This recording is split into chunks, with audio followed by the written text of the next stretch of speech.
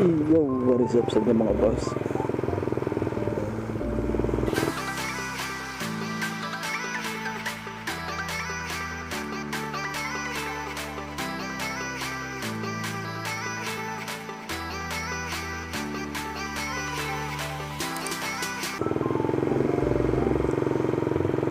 Ayun na lang.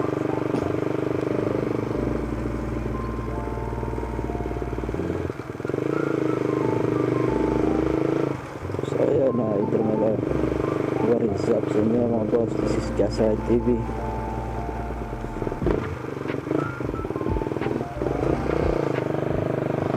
So ayun mga boss, konting update lang.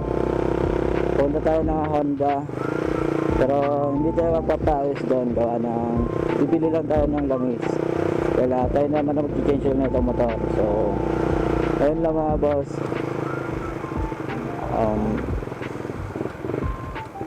Short vlog lang din ulit to. Update lang to sa ating YouTube channel.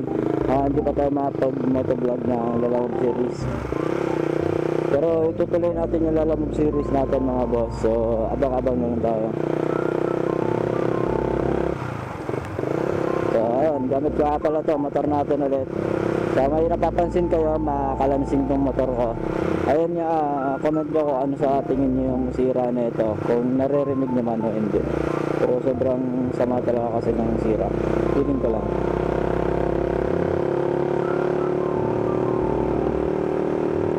Hindi kasi siya maririnig ngayon, lalo na pagka cold start.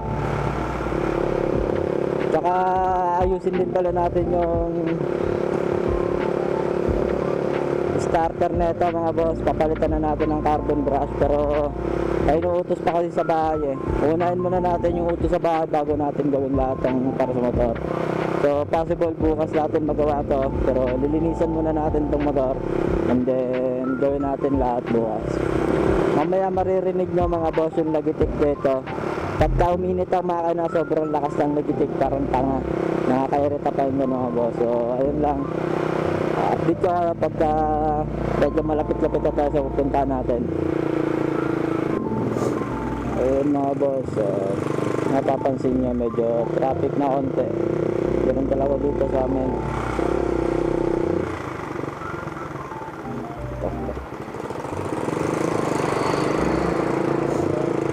Kasabay natin sinawan pag-video. Gilid lang muna tayo dadaan mga boss. Ayun, kung nakapansin nyo medyo pangit yung pakaramdam ko. Medyo may sipon kasi ako. Hindi ko alam ba't ako sinipon nga man ang sakit. Doon malamig sa room kahapon.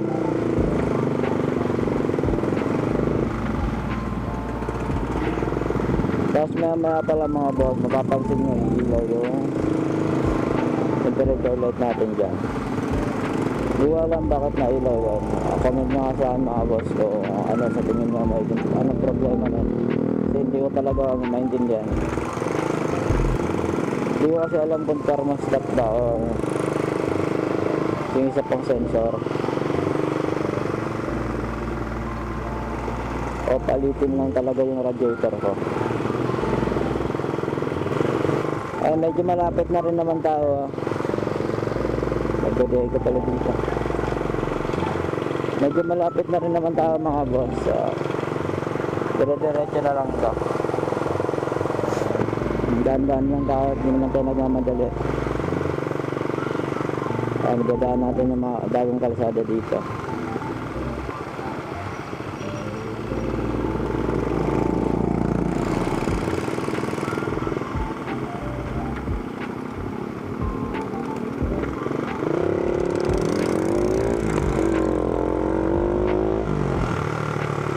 San Juan. Tagal din itong pwesto na ito hanggang ngayon dito pa yung Banderitas.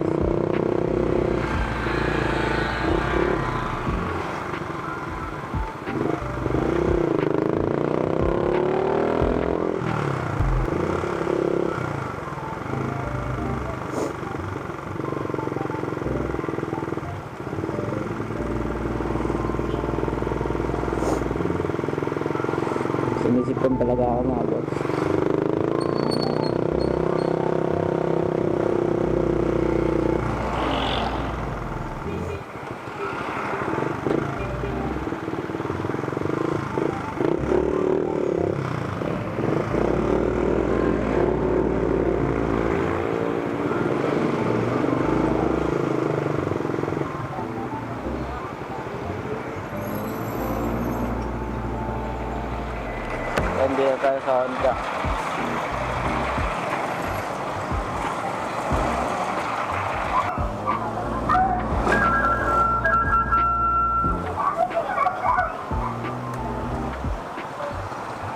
resort. Oh. Ayun nga mga boss. At nakabili tayo na. Sa niya wala tayong carbon brush. Nakabili na rin naman tayo ng langis. Ayun, bibili na lang. Ay, magagawin na lang natin. Carbon brush na lang pang wave 125.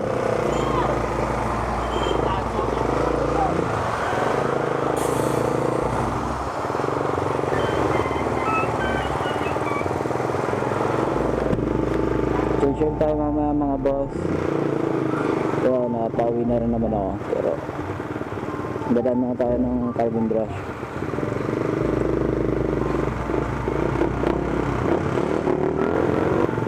Basta ayun mga boss, dadaan tayo ng carbon brush. Hanap tayo ng carbon brush ngayon. Ano sa madumi din.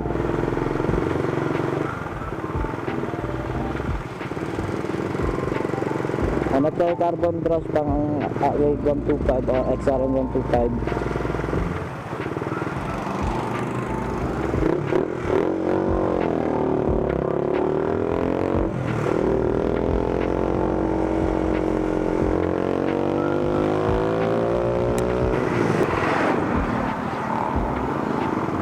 Pauwi na tayo ngumili. Ang sakit pa ng tuhod ko.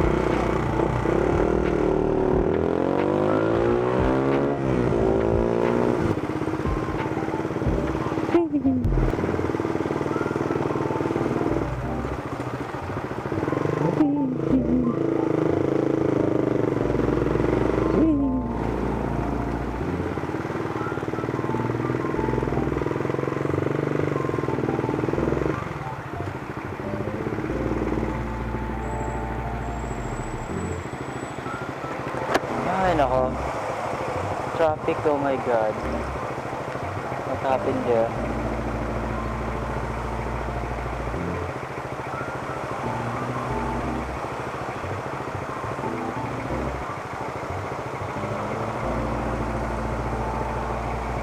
Ayun na boss, at na traffic na nga tayo dito.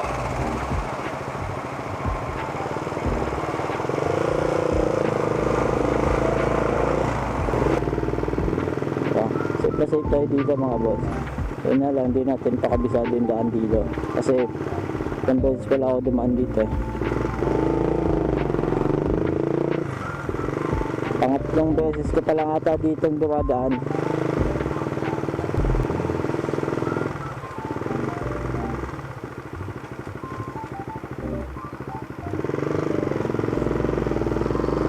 Tulad nga lang sabi ko sa inyo mga boss, puro hams dito.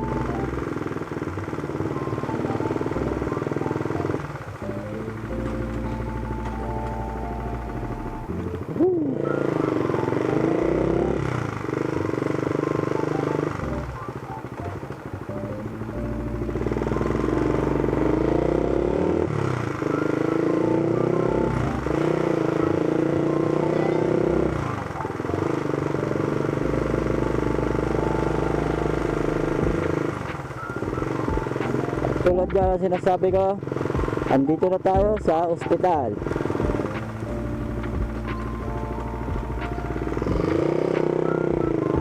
Mas malapit, malayo sa traffic. Ayan na mga boss, sinasabi ko, ayan, umiilaw na siya. Sa tingin nyo, ano problema yan mga boss? Kasi hindi ko ma-figure out ay English, sana all.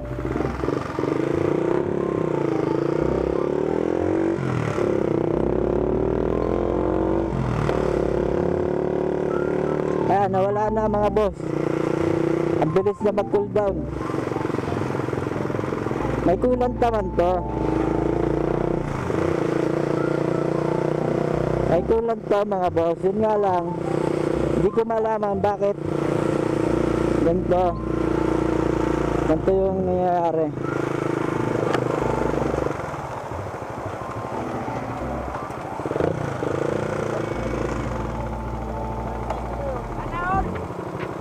Uwi. Magkano yan dyan? 220.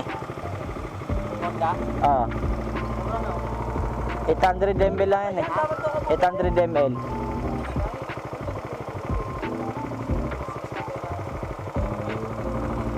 One point to nilalagay ko kasi dito eh. Mura lang yun doon. Saan? Sa Tutukas? Saan nabili na? Stera. Doon sa mga bigan mo? Mura na doon. Madami pila. Wala. Walang pila. Ganyan din naman ito eh. I-change oil ako, puta wala na akong langis eh.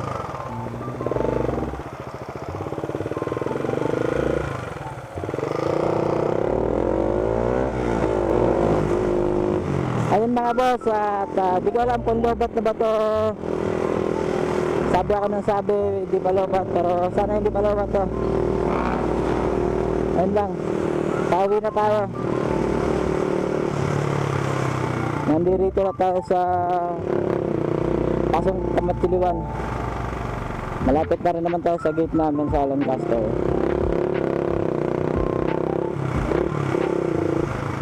Malapit na tayo sa gate, so possible dito ko napapatayin tong camera pagdating ng gate kasi